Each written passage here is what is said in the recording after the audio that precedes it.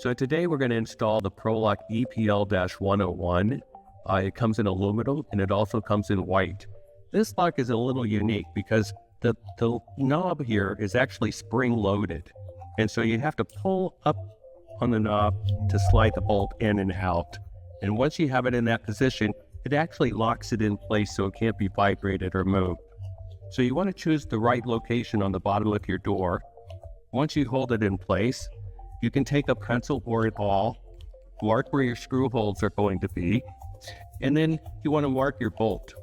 You can use a pencil and awl, or I like to use a little dab of lipstick, put it on the end of the bolt, and then lock it. It actually leaves a lipstick mark on the door so I know exactly where to drill.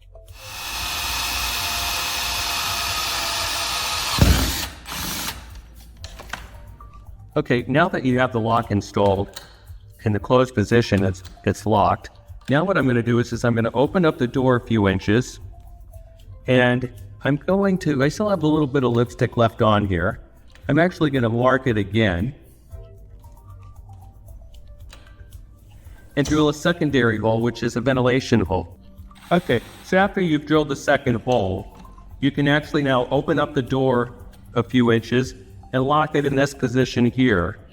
This way, you've got a few inches for ventilation to come in, but someone can't just come and open the door